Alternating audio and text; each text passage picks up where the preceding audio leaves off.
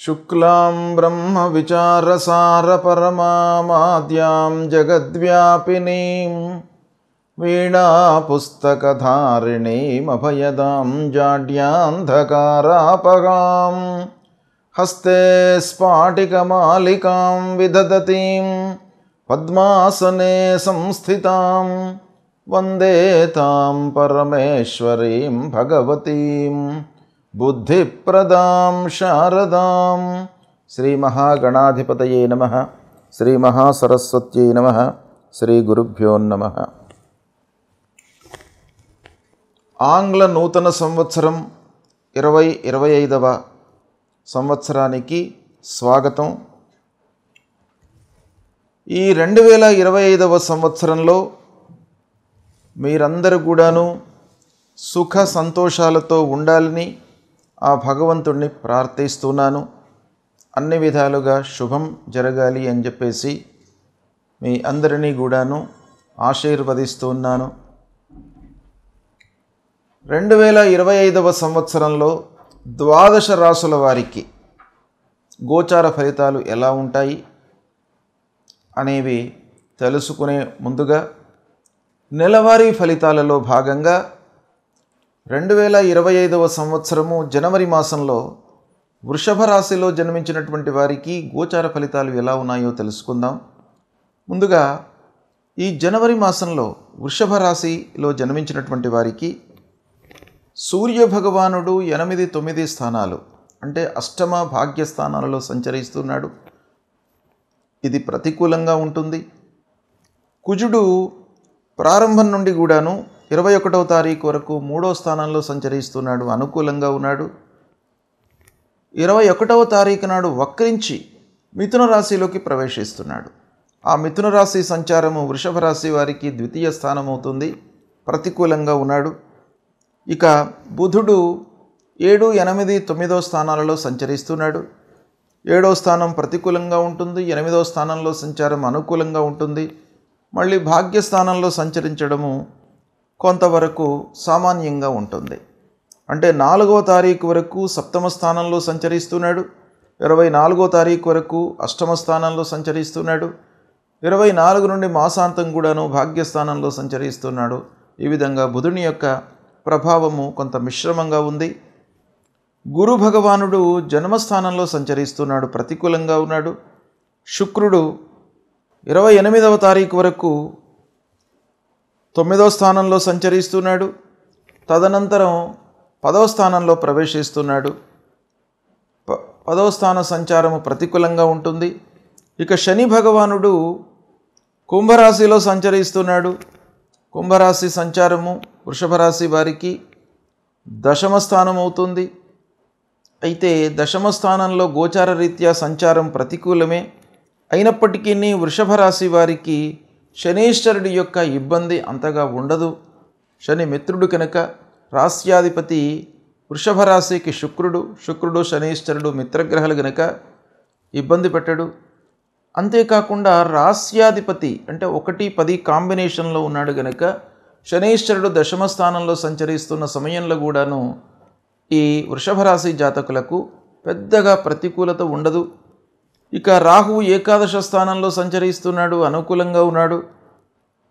కేతువు పంచమ స్థానంలో సంచరిస్తున్నాడు, ప్రతికూలంగా ఉన్నాడు.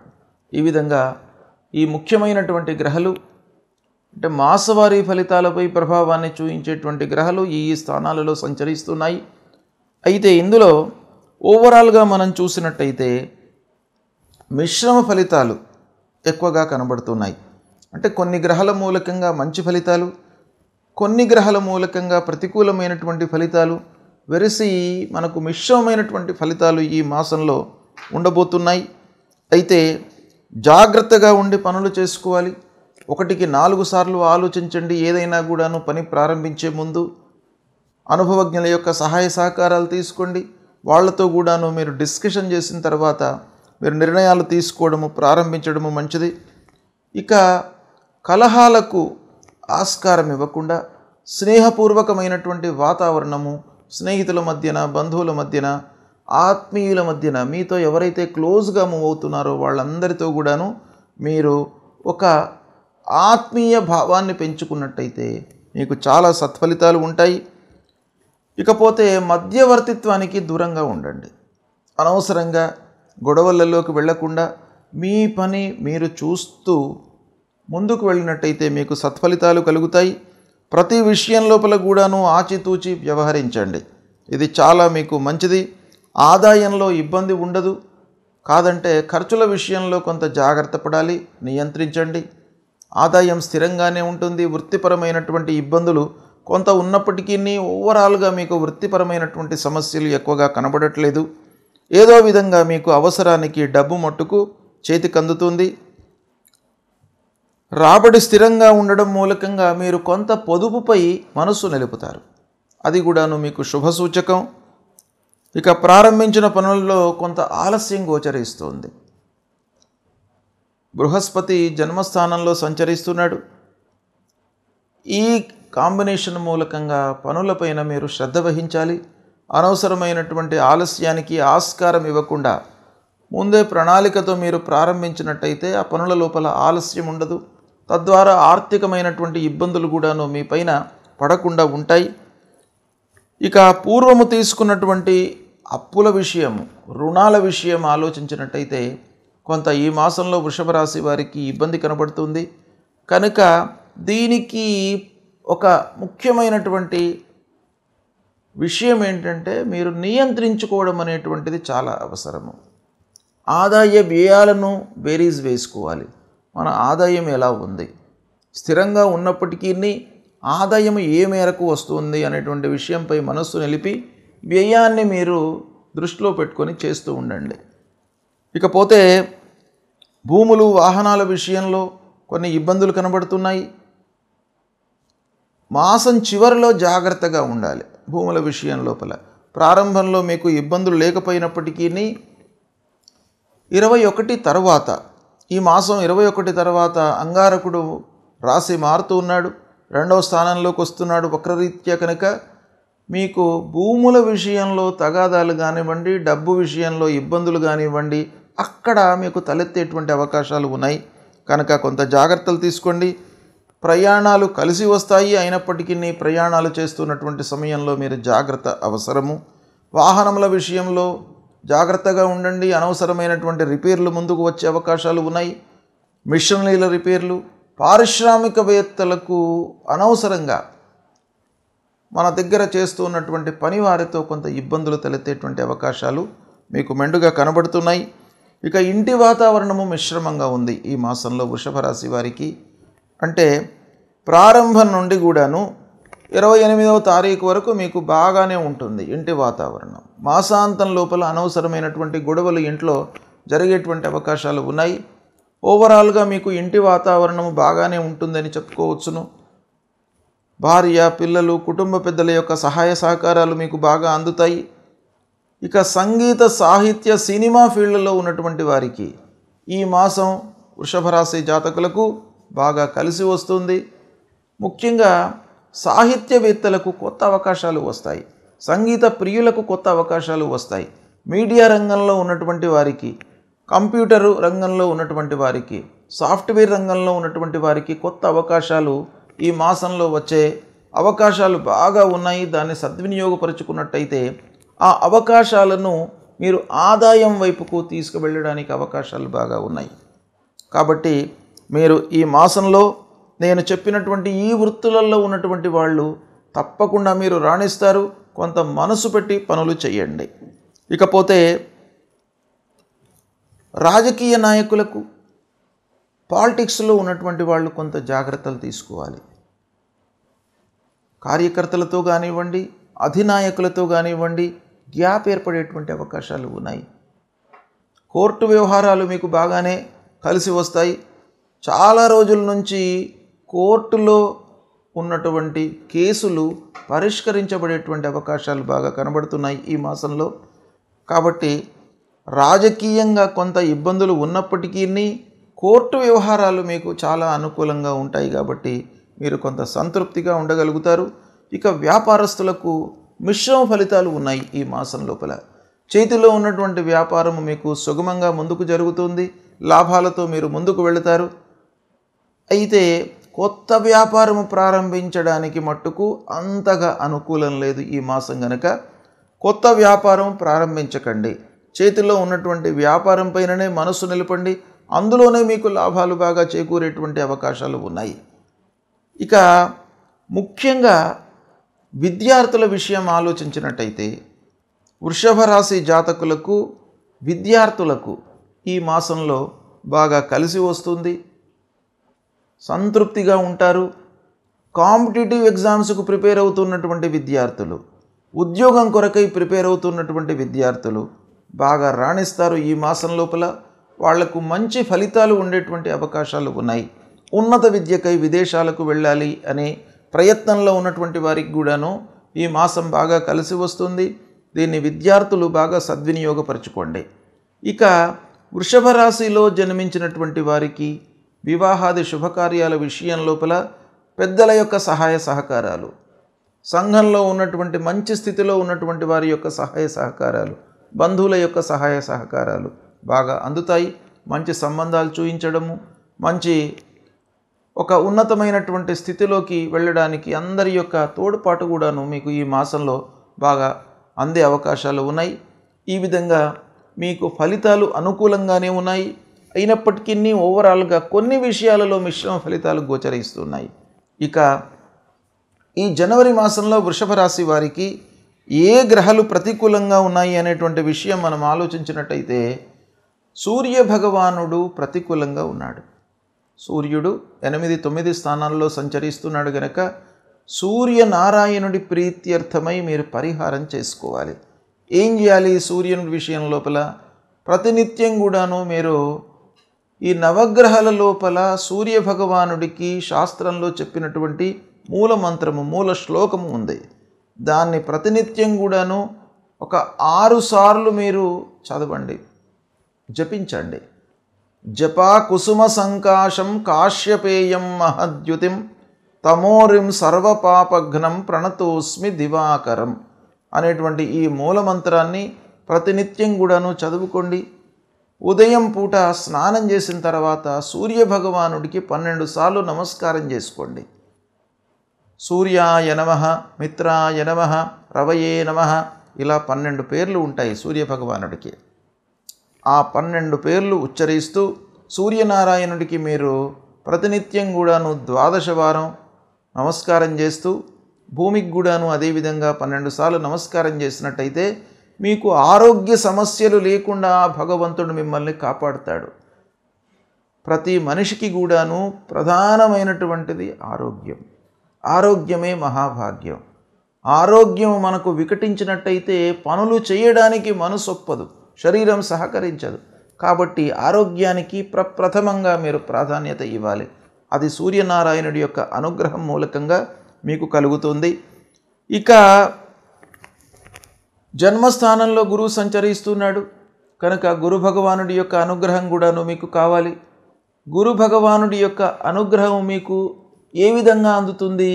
తల్లిదండ్రులను సేవించడం మూలకంగా మీకు ఆ గురుగ్రహం యొక్క అనుగ్రహం లభిస్తుంది. తల్లిదండ్రులు ప్రప్రథమ గురువులు కాబట్టి వారిని ప్రతినిత్యం కూడాను సేవించండి. మీరు లేవగానే తల్లిదండ్రుల యొక్క యోగక్షేమాలు తెలుసుకోండి, వాళ్ళ ఆరోగ్యం ఎలా ఉందో కనుక్కోండి, వాళ్లకు కావలసినటువంటి సపర్యలు చేయండి, వాళ్ళ యొక్క అనుగ్రహాన్ని పొందండి. ఇది మీకు చాలా కలిసి వస్తుంది. అదేవిధంగా సద్గురువుల యొక్క దర్శనాన్ని చేసుకోండి. సద్గురువులు మీకు ఒక బోధిస్తారు, మీకు భగవంతుడి గురించి మీకు చెప్తారు, ధర్మం గురించి చెప్తారు. కాబట్టి ఆ సద్గురువులను సందర్శించుకోండి. దత్తాత్రేయ స్వామి దేవాలయానికి వెళ్ళండి, దక్షిణామూర్తి స్తోత్ర పారాయణాన్ని చేయండి. ఈ విధంగా మీరు చేసినట్టయితే గురు భగవానుడు మీకు అనుకూలంగా అన్ని రకాలుగా అనుగ్రహిస్తాడు. విఘ్నేశ్వరుణ్ణి పూజించండి. ఆ గణపతిని పూజించడం మూలకంగా మీరు చేసేటువంటి పనుల లోపల ఆలస్యము, ఆటంకాలు రాకుండా ఉంటాయి. కాబట్టి విఘ్నేశ్వరుణ్ణి పూజించండి. రోజు దగ్గర ఉన్నటువంటి గణపతి దేవాలయానికి వెళ్ళి మీరు ఆఫీసుకు వెళ్ళే సమయం లోపల కానివ్వండి, తిరిగి వచ్చే సమయం లోపల కానివ్వండి, ఒక్కమారు గణపతిని సందర్శించుకోండి. ఆటంకాలు లేకుండా ఉంటాయి. ప్రతి నెల లోపల కూడాను పౌర్ణిమ తర్వాత సంకష్టహర చతుర్థి అనేటువంటిది వస్తుంది. ఆ సంకష్టహర చతుర్థి రోజున ఉదయం నుండి చంద్రోదయ సమయం వరకు ఉపవాసం చేసి ఆ చంద్రోదయం తర్వాత చంద్రుణ్ణి దర్శించిన తర్వాత మీరు ఉపవాసం వీడి భుజించినట్టయితే ఆ గణపతి యొక్క అనుగ్రహం మీకు లభిస్తుంది. మీరు చేసేటువంటి పనుల లోపల ఆటంకాలు లేకుండా ఉంటాయి, నిర్విఘ్నంగా మీకు కొనసాగుతాయి. కాబట్టి ఈ పరిహారాలను మీరు ఆచరించినట్టయితే వృషభ రాశి జాతకులకు ఈ జనవరి మాసం శుభప్రదంగా ఉంటుంది. ఈ జనవరి మాసంలో మకర సంక్రాంతి ప్రవేశమవుతుంది. ఇది పెద్ద పర్వకాలం. సంక్రాంతి మేష సంక్రమణ మొదలుకొని మీన సంక్రమణ వరకు, అంటే ప్రతి నెలకు సూర్యభగవానుడు ఒక రాశి నుంచి ఇంకో రాశికి ప్రవేశిస్తాడు. అందులో మకర రాశిలోకి ప్రవేశించడము అనేటువంటిది చాలా గొప్ప సంక్రాంతి. కాబట్టి ఈ సంక్రాంతి పండుగ 14వ తారీఖున 14 జనవరి 2025 రోజున ఉదయం సూర్యభగవానుడు 8:54 మకర రాశిలోకి ప్రవేశిస్తున్నాడు. కనుక ఈ మకర రాశి ప్రవేశించినది మొదలుకొని 6 మాసాల వరకు ఉత్తరాయణంగా మనం పరిగణిస్తాం. అంటే ఈ ఉత్తరాయణం అనేటువంటిది దేవతలకు దివాభాగం, రాక్షసులకు రాత్రి భాగం. కనుక ఈ ఉత్తరాయణం ప్రారంభమైన తర్వాత మంచి పనులు చేసుకోవడానికి, శుభకార్యాలు చేసుకోవడానికి అత్యుత్తమమైనటువంటి పర్వకాలంగా మనకు శాస్త్రాలు చెప్తున్నాయి. గనక ఈ మకర సంక్రాంతి రోజున మనము ఏం చేయాలి అనేటువంటి విషయాన్ని మనం చూసినట్టయితే, ఈ సమయం లోపల ఏ సమయము ప్రవేశమైనది మొదలుకొని, అంటే ఉదయం 14వ తారీఖు నాడు 8:54 మకరానికి సూర్యభగవానుడు ప్రవేశిస్తున్నాడు. అది మొదలుకొని సాయంత్రం 4:54 వరకు సంక్రాంతి పుణ్యకాలం అనేటువంటిది ఉంటుంది.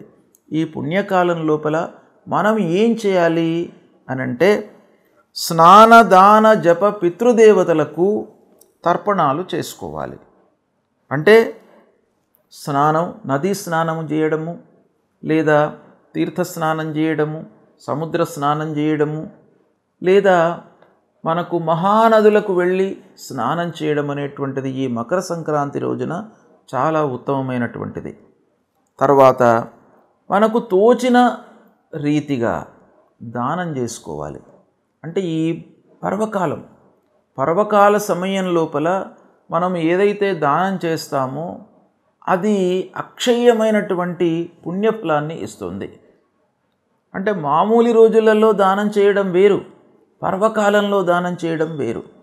పర్వకాలంలో దానం చేసినట్టయితే, మీరు ₹1 దానం చేసినట్టయితే 1000 రూపాయలు దానం చేస్తే ఎంతనైతే ఫలితం వస్తుందో అంత మీకు ఈ పర్వకాలంలో దానం చేయడం మూలకంగా లభిస్తుంది. కాబట్టి ఈ పర్వకాలం లోపల, సంక్రాంతి పర్వకాలం లోపల దానానికి అత్యంతమైనటువంటి ప్రాధాన్యత ఉంది. తద్వారా అక్షయమైనటువంటి ఫలాన్ని పొందుతారు.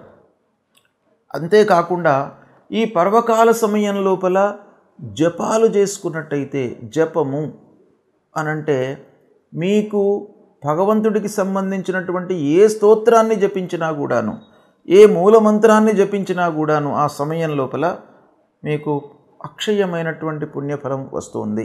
అన్ని దోషాలు కూడాను పరిహారం అవుతాయి. అంతేకాకుండా ముఖ్యమైనటువంటి విషయం ఏంటంటే, ఈ పర్వకాలం లోపల పితృదేవతలకు సంబంధించి తల్లిదండ్రులు అత్యంత ముఖ్యమైనటువంటి వాళ్ళు మనకు జీవితం లోపల. వాళ్ళ మూలకంగానే మనం ఈ భూమి మీదకి వచ్చాము, జీవనాన్ని కొనసాగిస్తున్నాం. కాబట్టి వాళ్ళ విషయమై, పితృదేవతల విషయమై ఈ పర్వకాలంలో ఎవరైతే శ్రాద్ధాదులు, వాళ్ళ విషయం లోపల మనకు దానాదులు కానీ ఇవన్నీ చేస్తారో అప్పుడు ఆ పితృదేవతలు అనుగ్రహిస్తారు. కనుక ఈ పర్వకాలంలో ఇవన్నీ కూడాను చేసుకోవాలి. అంతేకాకుండా ముత్తైదువలు, సువాసినులు ముఖ్యంగా ఈ పర్వకాలం లోపల గౌరీదేవికి పూజ చేసుకున్న తర్వాత వాళ్లకు తోచినటువంటి నోములు ఇవ్వడం అనేటువంటిది కూడా ప్రధానంగా మనకు శాస్త్రంలో చెప్పబడి ఉంది. కాబట్టి ఇవి ఆచరించినట్టయితే మనకు మకర సంక్రాంతి పుణ్యకాలం లోపల చేసినటువంటి ఫలితము అక్షయ పుణ్యఫలాన్ని ఇస్తుంది అని శాస్త్రం చెప్తుంది కనుక ఇది ఆచరించండి, శుభ ఫలితాలను పొందండి. శుభం.